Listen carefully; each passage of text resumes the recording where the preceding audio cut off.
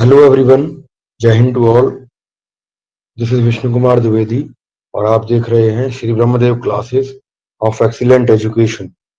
आज हम इस सेशन में पढ़ने वाले हैं हमारे न्यूक्लियर फिजिक्स के स्ट्रक्चर ऑफ एटम से रिलेटेड बहुत इंपॉर्टेंट ऑब्जेक्टिव क्वेश्चंस। तो बने रहेंगे हमारे साथ और अंत तक हम बहुत सारे विषयों पर जो स्ट्रक्चर ऑफ एटम है उसके लिए बहुत सारी चीजों के लिए हम एकदम दमदार तरीके से पढ़ेंगे बेटा। और डिटेलली एनालिसिस होगा ये चैप्टर, ठीक है। वहां पे स्ट्रक्चर ऑफ एटम्स में क्या क्या हमने पीछे थ्योरीज में जो पढ़ा है उसको लेकर बहुत उम्दा तरीके से पढ़ने वाले हैं, ठीक है। जो बच्चा पहली बार इस चैनल को देख रहा है सब्सक्राइब कर सकता है, ठीक है। और करना ही चाहिए साथियों, आपके लिए मेहनत करते हैं तो आपको एक छोटा सा लाइक शेयर एंड सब्सक्राइब जरूर करना चाहिए। मैं हूं विष्णु कुमार द्विवेदी और आप जुड़े हैं ब्रह्मदेव क्लासेस के साथ। Let me share you the PDF of it, then we will forward about all the things. Give me a few second.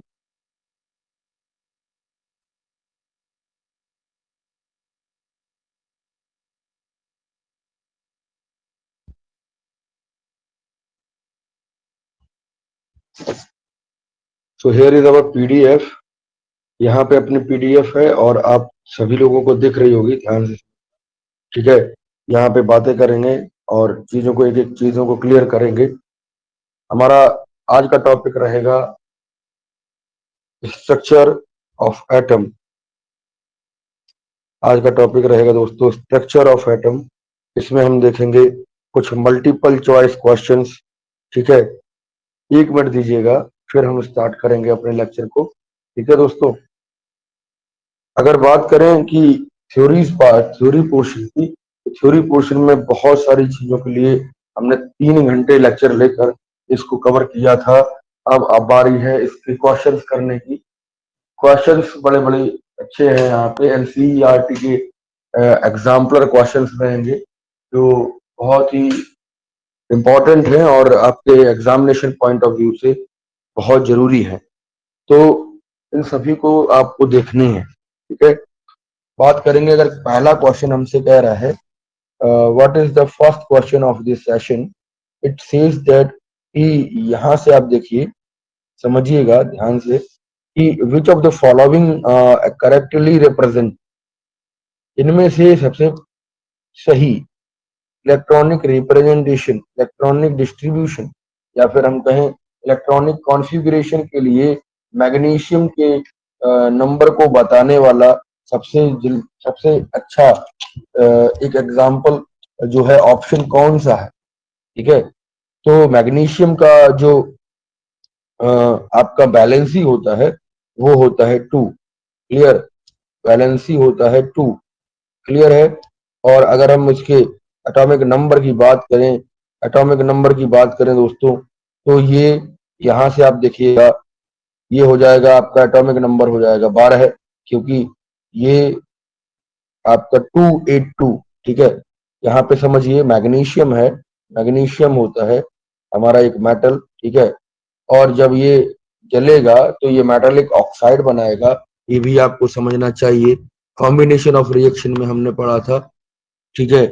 हमने एक कॉम्बिनेशन रिएक्शन पढ़ी थी दोस्तों, इसमें हमने बात करी थी कि मैग्नीशियम जब जलता है तो ये व्हाइट फ्लेम देता है और इसके अलावा ये ऑक्साइड बना लेता है, ठीक है। यहाँ पर अगर हम बात करें कॉन्फ़िगरेशन की तो कह रहा है कि कॉन्फ़िगरेशन इसका हो जाएगा, इसका एटॉमिक नंबर 12 है तो कॉन्फ़िगरेशन के सेल में 2 इलेक्ट्रॉन जाएंगे, एल शेल में 8 इलेक्ट्रॉन जाएंगे और जो 2 इलेक्ट्रॉन बच जाएंगे ये चले जाएंगे एम शेल में। तो इसकी वैलेंसी जो हो जाएगी 2 हो जाएगी, इसका इलेक्ट्रॉनिक कॉन्फ़िगरेशन हो जाएगा 282। क्लियर हुई।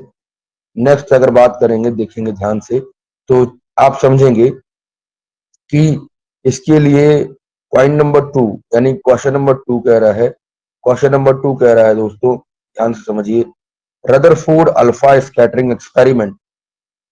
रदरफोर्ड साहब ने जो अल्फा स्कैटरिंग एक्सपेरिमेंट किया था, 1 मिनट, रदरफोर्ड साहब ने जो अल्फा स्कैटरिंग एक्सपेरिमेंट किया था उसकी बारे बारे बात कर रहा है, ठीक है, वहां से आप समझिए रदरफोर्ड अल्फा स्कैटरिंग एक्सपेरिमेंट, और we can see gold, it is gold foil experiment, it resulted to discovery of, हाँ समझिए, अर्नेस्ट रदरफोर्ड सेकंड हमारा बहुत इंपॉर्टेंट मॉडल ऑफ एटम लेकर आए थे। उन्होंने किसकी डिस्कवरी करी थी? उन्होंने डिस्कवरी करी थी न्यूक्लियस ऑफ एटम, ठीक है, उन्होंने डिस्कवरी करी थी बेटा न्यूक्लियस ऑफ एटम की। इलेक्ट्रॉन की डिस्कवरी किसने करी बताइए? इलेक्ट्रॉन की डिस्कवरी करी थी हमारी जे थॉमसन साहब ने, ठीक है, फर्स्ट मॉडल ऑफ एटम के अंदर। प्रोटॉन की डिस्कवरी करी थी हमारी जेम्स चैडविक ने। यहाँ पर न्यूट्रॉन की डिस्कवरी करी दोस्तों, प्रोटॉन की डिस्कवरी करी थी रदरफोर्ड ने, ठीक है, रदरफोर्ड ने। बट वहां पे स्पेशल केस क्या है? वहां पे स्पेशल केस है न्यूक्लियस का, ठीक है। अल्फा स्कैटरिंग एक्सपेरिमेंट में अगर हम बात करें, सबसे बीच वाला हिस्सा जिसकी जिसकी रेडियस थी 10⁻⁻5 मीटर, ठीक है, ये हमने आपको थ्योरी में भी पढ़ाया है।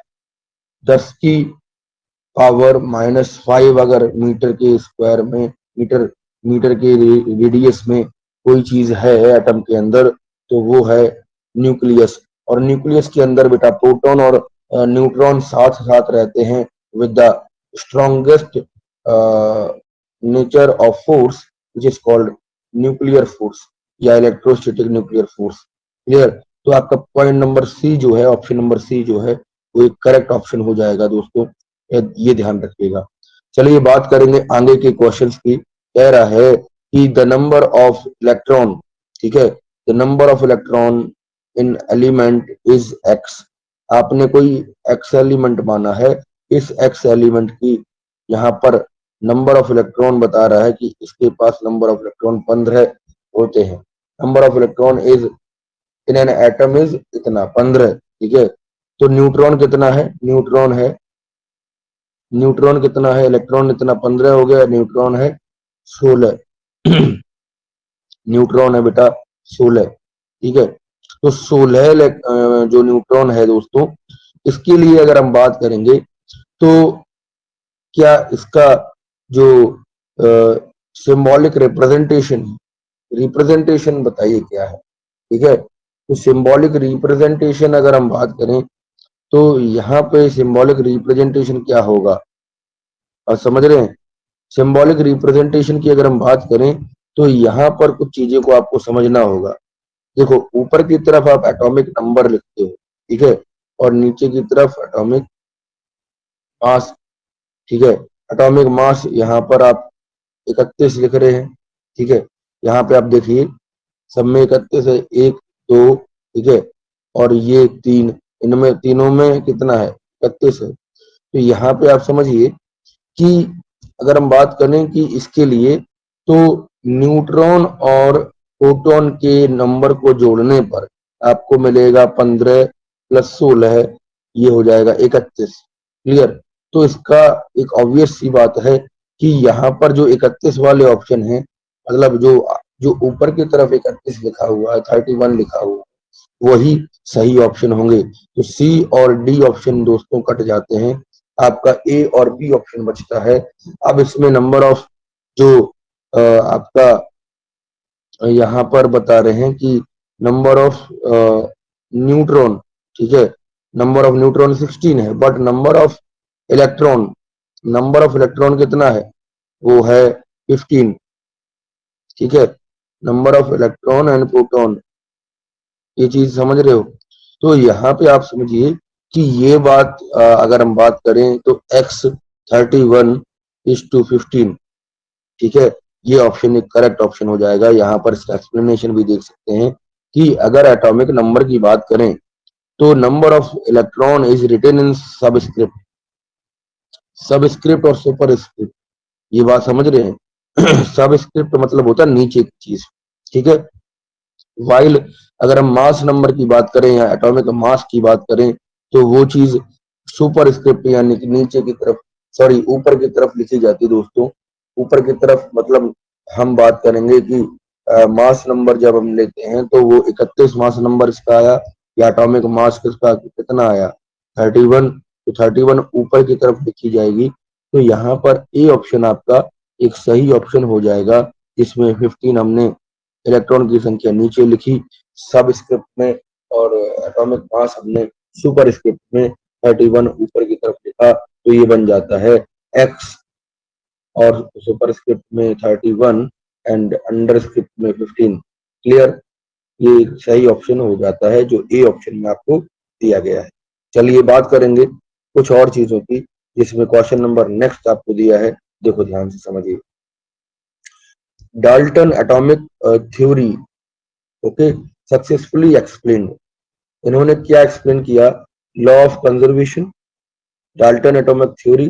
डाल्टन एटॉमिक थ्योरी जे जे थॉमसन के पहले डाल्टन एटॉमिक थ्योरी कह रहा था कि law of conservation of mass है, या लॉ ऑफ कांस्टेंट प्रोपोर्शनलिटी, या फिर लॉ ऑफ रेडियो एक्टिविटी। ये तो कतई गलत है बेटा, ये नहीं हो सकता है। ठीक है, लॉ ऑफ मल्टीपल प्रोपोर्शन। ठीक है, यहाँ पर कितनी चीजों को उन्होंने सही बताया?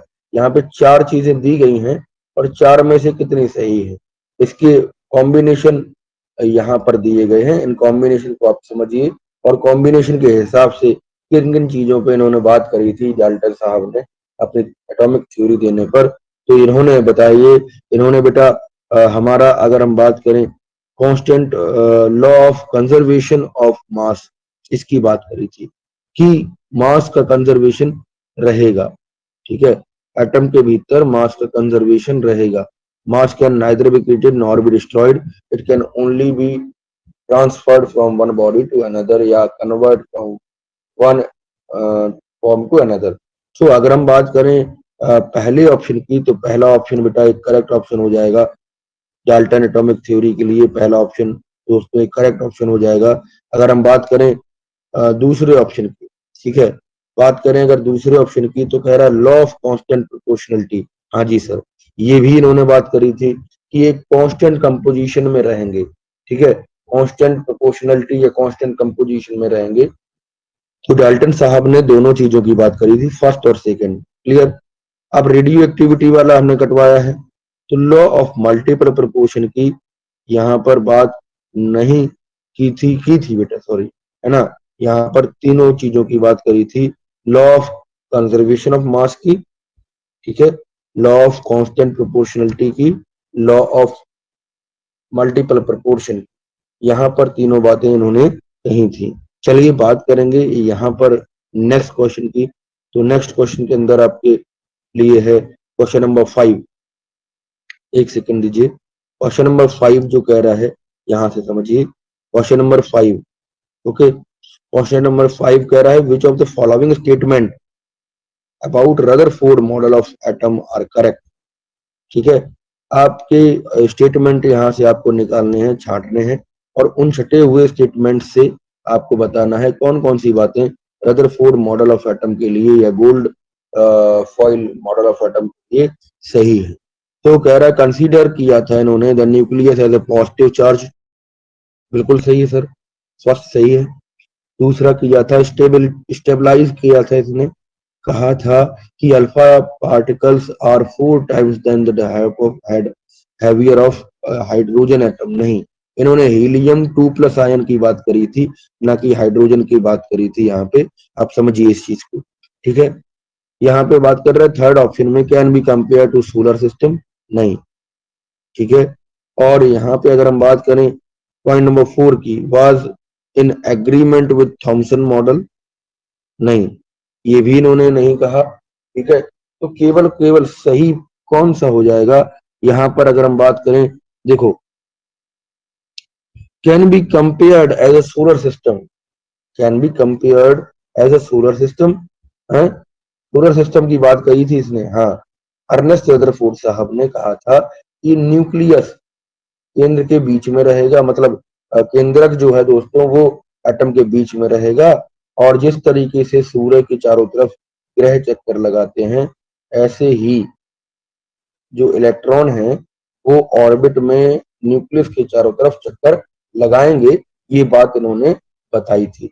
चलिए, ये चीज क्लियर हो गई। तो यहां से आपको 2 स्टेटमेंट मिले जो रदरफोर्ड मॉडल ऑफ एटम की पैरवी करते हैं।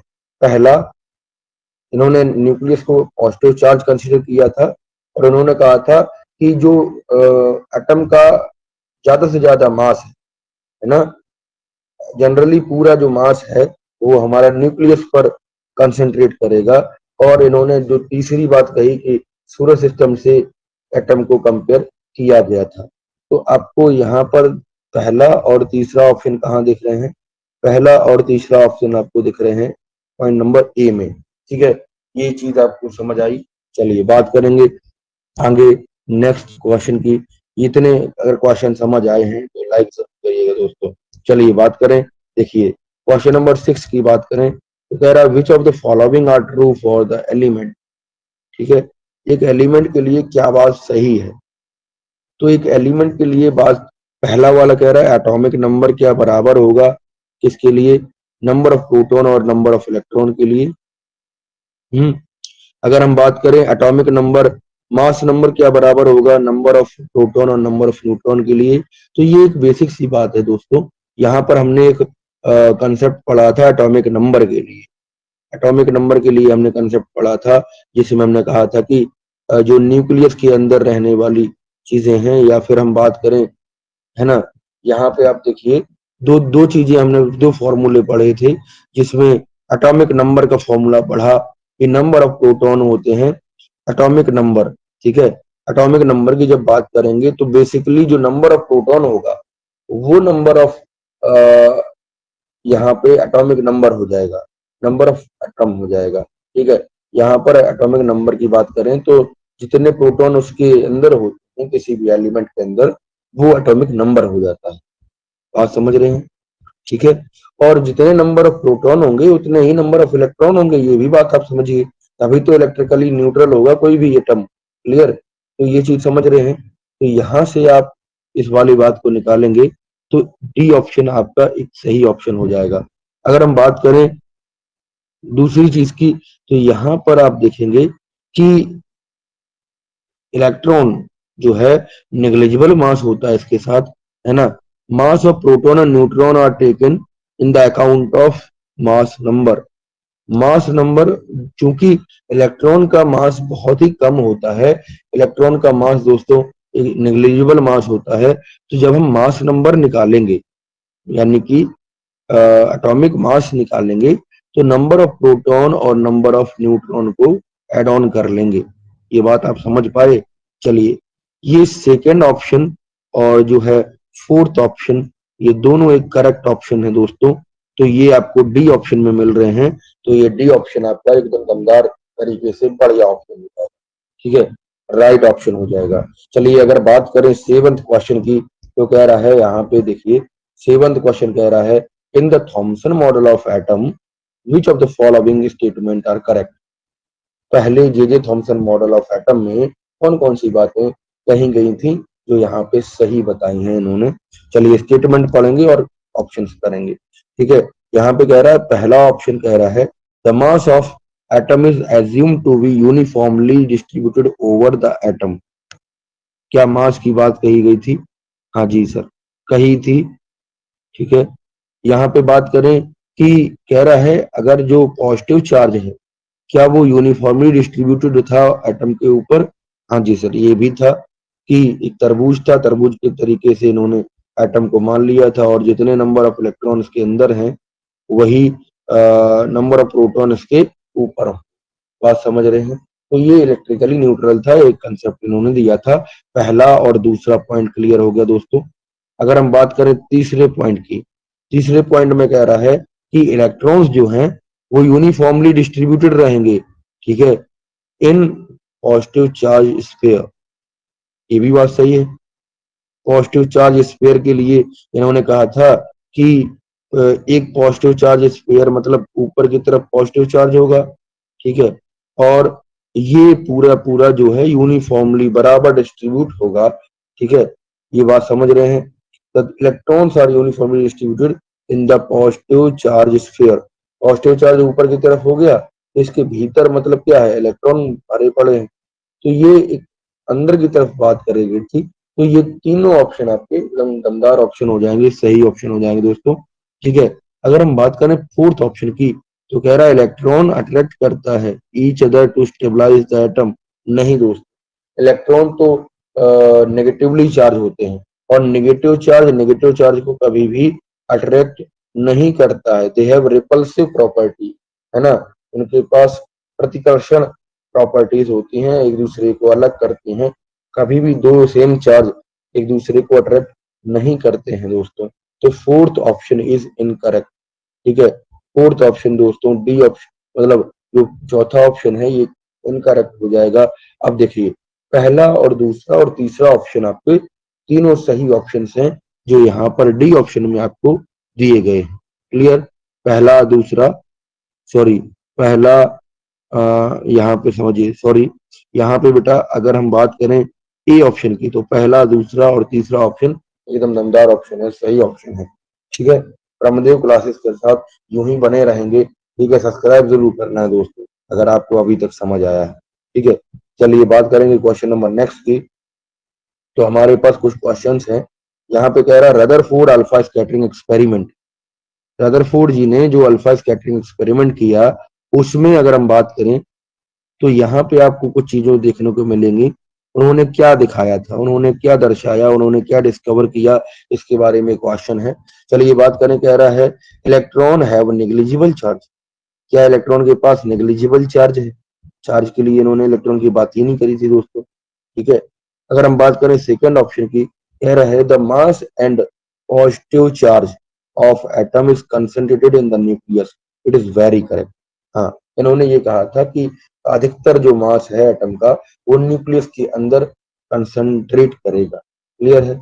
अगर हम बात करें थर्ड ऑप्शन की तो कह रहा है न्यूट्रॉन एग्जिस्ट करेंगे इन द न्यूक्लियस। हाँ जी, इन्होंने कहा था कि जो एटम का जो न्यूक्लियस है वो न्यूक्लियन भी कहा जाता है। ठीक है, यहाँ पे अगर बात करें कि इसके अंदर न्यूक्लियस के अंदर दोस्तों प्रोटॉन और न्यूट्रॉन, है ना, दोस्ती करेंगे, साथ साथ रहेंगे विद द न्यूक्लियर फोर्स। ठीक है, तो इनको हम न्यूक्लियंस कहते हैं। क्या कहते हैं दोस्तों? न्यूक्लियंस कहते हैं।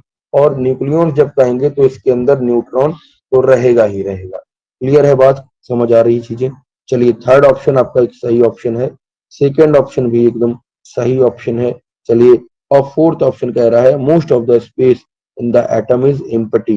हाँ जी सर, ये भी इन्होंने बात कही थी कि अधिकतर जगह एटम में खाली है, तभी तो वहां पे जो अल्फा स्कैटरिंग जो कर रहे थे उसकी अल्फा रेस या He2 पॉजिटिव जो न्यूक्लियस लिया था उसकी जो उन्होंने रेज निकाली थी वो डिफ्लेक्ट हो जा रही थी और बहुत सारी रेज उसके अंदर इंसर्ट करके आगे तक जा रही थी।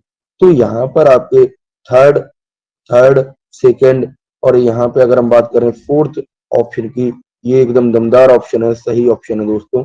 ये आप चीजों को समझेंगे। ठीक है, अगर हम क्लियर करें नाइन्थ क्वेश्चन, देखो ध्यान से समझना। नाइन्थ क्वेश्चन कह रहा है, यहाँ से अगर हम बात करें क्वेश्चन नंबर 9 की, ठीक है, तो कह रहा है यहाँ पे the ion of the element, the ion, इसके लिए अभी एटम की बात नहीं करी, इसने कहा आयन ऑफ एलिमेंट। ठीक है, उसके पास 3 पॉजिटिव चार्ज हैं। कितने पॉजिटिव चार्ज हैं दोस्तों? 3 पॉजिटिव चार्ज हैं। और कह रहा है मास नंबर ऑफ एटम, ऐसा जो एटम है जिसके पास 3 पॉजिटिव चार्ज हैं उसका मास ऑफ एटम जो है वो 27, कितना है? 27 है। ठीक है, तो इसका अगर हम बात करें नंबर ऑफ न्यूट्रॉन दिया है 14। तो आप इस क्या निकालिए, नंबर ऑफ इलेक्ट्रॉन बताइए कि इस आयन में नंबर ऑफ इलेक्ट्रॉन कितने होंगे।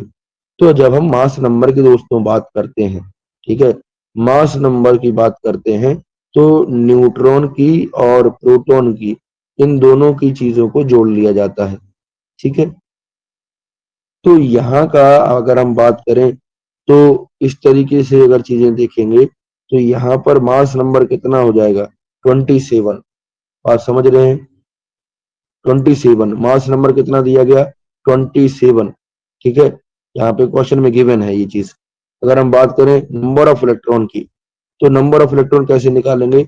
मास नंबर, मतलब मास नंबर से हमने अगर किसको घटाएं, इसको अगर हम नंबर ऑफ न्यूट्रॉन को घटा दें, ठीक है, मास नंबर से नंबर ऑफ न्यूट्रॉन को घटा दें तो आपको मिलेगा 27 में से 14 जाएगा दोस्तों, 13 बचेगा, और 13 एक नंबर ऑफ इलेक्ट्रॉन्स आ गए। ठीक है, यही आपसे इस क्वेश्चन के अंदर पूछा था, calculate the number of electron in the atom. So यहाँ पे आप देखिए 13 आया है, 13 इसका इलेक्ट्रॉन आए हैं। अब कह रहा है यहाँ पे एक कंडीशन और दी थी इसने कि 13 एटम में से 3 पॉजिटिव आयन्स हैं। तो 3 पॉजिटिव चार्ज कब आया होगा, जब इसने 3 एटम को 3 सॉरी इलेक्ट्रॉन को यहाँ पे लूज कर दिया होगा। क्या कर दिया होगा दोस्तों, 3 इलेक्ट्रॉन को दे दिया होगा किसी भी दूसरे एटम को, तो 10 इलेक्ट्रॉन यहाँ पे आएंगे। तो इसका नंबर ऑफ इलेक्ट्रॉन, जो रिमेनिंग नंबर ऑफ इलेक्ट्रॉन रहेगा वो 10 हो जाएगा, जो ऑप्शन नंबर बी में आपको यहाँ पे गिवन है। क्लियर है, बात समझ आ रही है चीजें। चलिए अगर हम बात करें क्वेश्चन नंबर 10 की, तो कह रहा है आइडेंटिफाई Mg2+, मैग्नीशियम 2+ आयन को आइडेंटिफाई कीजिए, जो फिगर आपके 4.1 में दिया है। ठीक है, 4.1 मतलब यहाँ पे आपको एनसीईआरटी का फिगर 4.1 दिखाया है। ठीक है, अब इसके लिए आप देखो एन और पी प्रेजेंट करेगा नंबर ऑफ न्यूट्रॉन। ठीक है, मतलब यहाँ पर जो जो आपको ऑप्शंस यहाँ पे दिए हैं, ये एन क्या है, नंबर ऑफ न्यूट्रॉन है। ठीक है, और पी क्या है, नंबर ऑफ प्रोटॉन है। तो आप यहाँ पे Mg2+ के लिए एक सही जो फिगर यहाँ पर डायग्राम दिया गया है, उस सही डायग्राम को यहाँ पे बताना है। Mg2+ के लिए अगर हम बात करें तो मैग्नीशियम का नंबर अभी अभी देखे थे कि मैग्नीशियम का नंबर 12 होता है, इसकी वैलेंसी 2 होती है। जब ये 2+ चार्ज अपने ऊपर से लाएगा, अपने ऊपर लाएगा, Mg2+ बन जाएगा, तो इसकी ये स्टेबल बन जाएगा दोस्तों, ये एक नॉन रिएक्टिव एलिमेंट बन जाएगा। ठीक है, या आयन कह सकते हैं। और इसके लिए, ठीक है, इसके लिए ये एक स्टेबल फॉर्म ऑब्टेन कर लेगा। ठीक है, अब उसके लिए अगर हम बात करें तो इसके आउटर मोस्ट सेल में, ठीक है, तो Mg2+ के आउटर मोस्ट सेल में स्टेबिलिटी दिखेगी आपको। क्या दिखेगी दोस्तों, स्टेबिलिटी दिखेगी। ए ऑप्शन में आप देखिए वैलेंसी इलेक्ट्रॉन यहाँ पे जो रेड है, तो यहाँ पे 1 और 2 है, ये स्टेबल नहीं है। बी ऑप्शन में अगर देखें तो यहाँ पे आपको क्या दिख रहा है, यहाँ पे आपको प्रोटॉन, ठीक है, न्यूट्रॉन कितने हैं, 12 और प्रोटॉन है 10। क्लियर। यहाँ पे अगर हम बात करें दूसरे ऑप्शन की, तो यहाँ पे कुछ 2 ऑप्शन और दिए गए हैं। यहाँ पे देखो न्यूट्रॉन कितने हैं, 10 और प्रोटॉन है 12 है, और न्यूट्रॉन यहाँ पे 12 है, यहाँ पे प्रोटॉन भी 12 है। अगर आप बात करें आउटर मोस्ट सेल की, तो 3 1 2 3 4 5 6 7 8 इसका आउटर सेल, ठीक है, आउटर मोस्ट जो ऑर्बिट है वो बेटा पूरा भरा हुआ है। तो ये पूरा भरा होने की वजह से आउटर मोस्ट सेल जो है पूरा भरा है, इसकी मतलब स्टेबिलिटी इसका ऑब्टेन कर लिया है इसने। तो ये डी ऑप्शन बेटा एक सही ऑप्शन हो जाएगा, जिसके लिए आप देखेंगे इलेक्ट्रॉनिक कॉन्फ़िगरेशन अगर बात करें किसकी, Mg2+ की इलेक्ट्रॉनिक कॉन्फ़िगरेशन आप देखोगे तो यहाँ पे आएगा बेटा कि 2 8 और 10 हो गया। ठीक है, और यहाँ पे आपके जो 2 इलेक्ट्रॉन हैं, ठीक है, वो इसकी वैलेंसी होती है।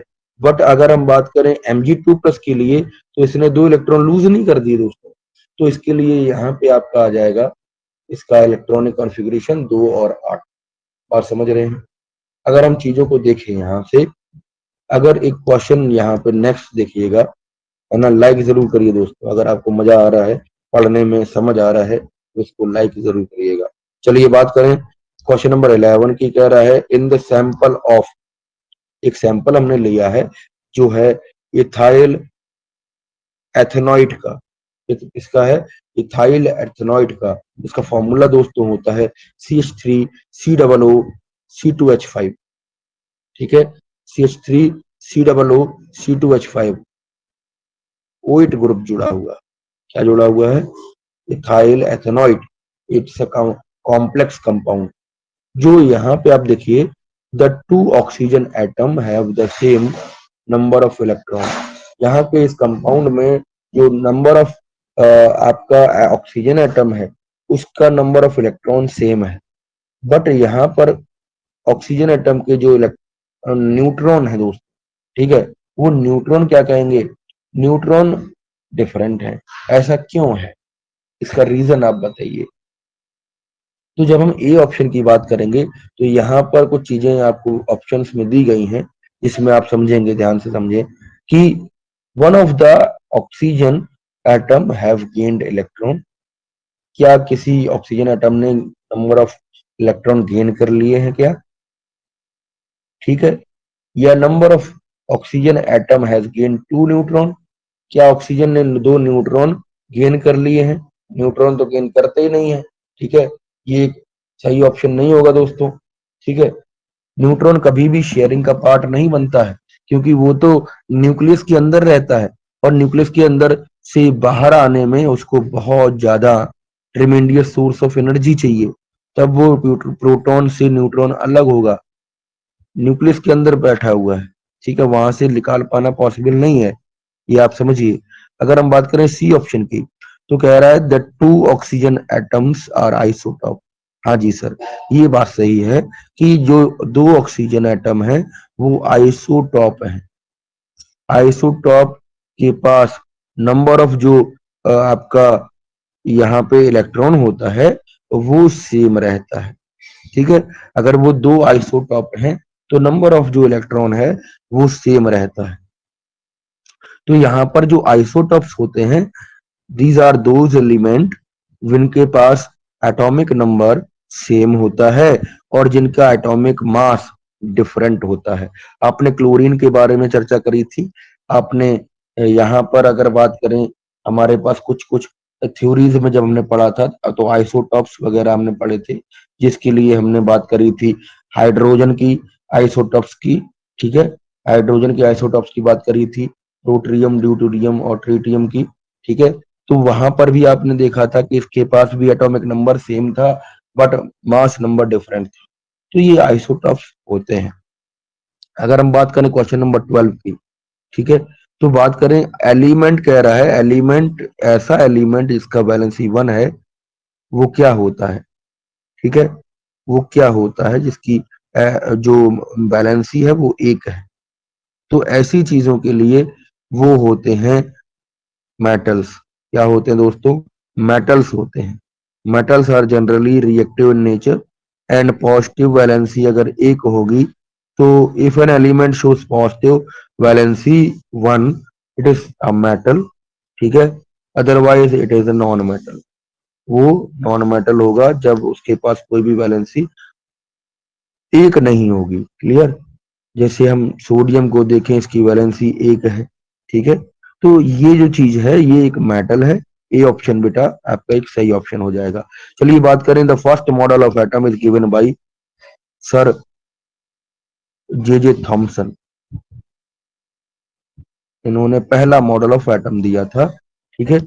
चलिए बात करेंगे, अगर हम बात करें क्वेश्चन नंबर 14 की, तो कह रहा है an atom with the 3 proton and 4 neutron which have the valency of which of the following valency of 1, ठीक है, 3 प्रोटॉन और 4 न्यूट्रॉन अगर किसी के पास हैं तो वहां पर इसका जो, यहाँ पर आप एक वैलेंसी इसके लिए देखोगे, क्या देखोगे दोस्तों, इसके पास एक वैलेंसी होगी जो आउटर मोस्ट सेल में एक इलेक्ट्रॉन इसका घूमता रहेगा।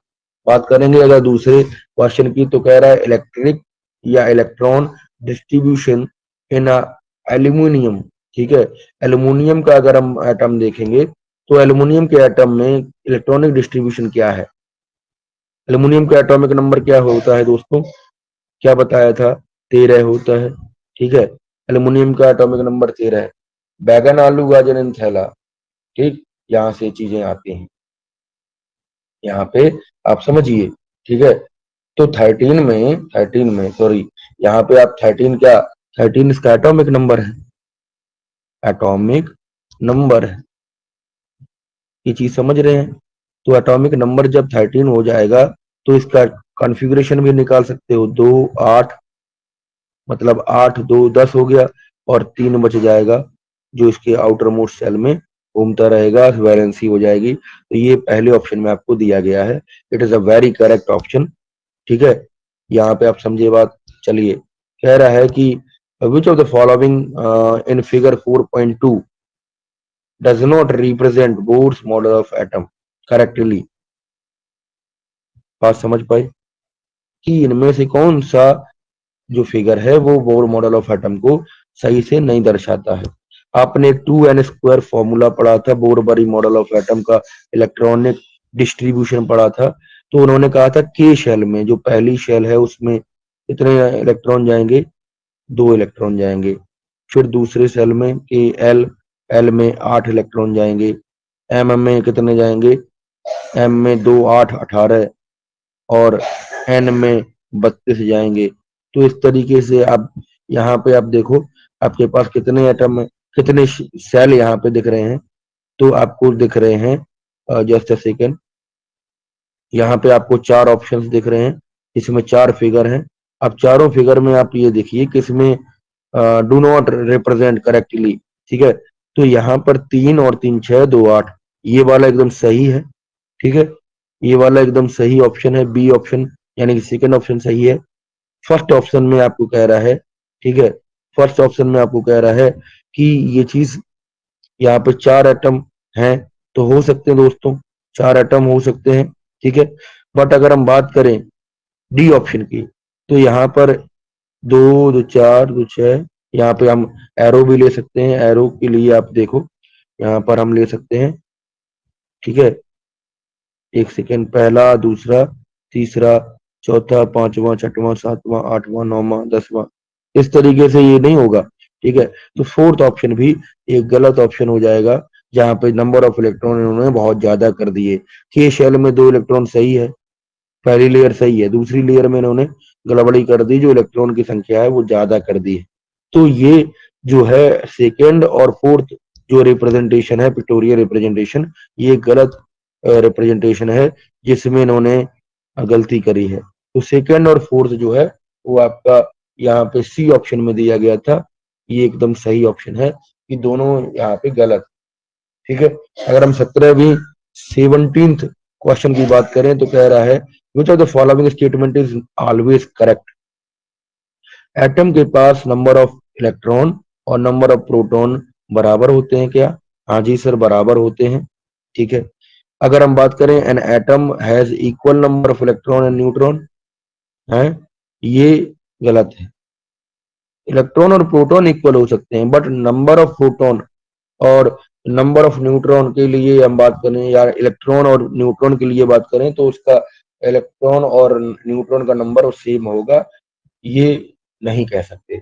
अगर हम बात करें atom has equal number of proton and neutron, हाँ, इलेक्ट्रॉन एक number of equal number of proton और न्यूट्रॉन रखेगा, क्या ऐसी बात है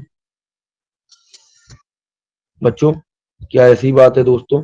नहीं, ये भी नहीं कह सकते। चलिए यहाँ पर नेक्स्ट स्लाइड लेते हैं, और वहां के कुछ ऑप्शंस यहाँ पे रह गए हैं जो उस चीज को समझेंगे। चलिए इधर देखेंगे, देखो समझो। अगर हम बात करें डी ऑप्शन की, कह रहा है एटम के भीतर equal number of electron, proton और न्यूट्रॉन रहते हैं क्या? ये भी एक गलत ऑप्शन है। तो यहाँ पर जो सबसे बड़ी बात जो जे थॉमसन मॉडल ऑफ एटम में निकल कर सामने आई थी, जे थॉमसन मॉडल ऑफ एटम में सामने निकल कर आई थी, उन्होंने ये कहा था कि नंबर ऑफ इलेक्ट्रॉन और नंबर ऑफ प्रोटॉन दोनों एटम के भीतर बराबर बराबर मात्रा में होंगे। So the first A option would be the correct option according to the question it is given here. ठीक है, लास्ट क्वेश्चन है इस लेक्चर का, यहाँ पे आप देखिए 18। ठीक है, atomic model of atomic model have been improved over the years. Arrange the following atom in the correct sequence chronological order.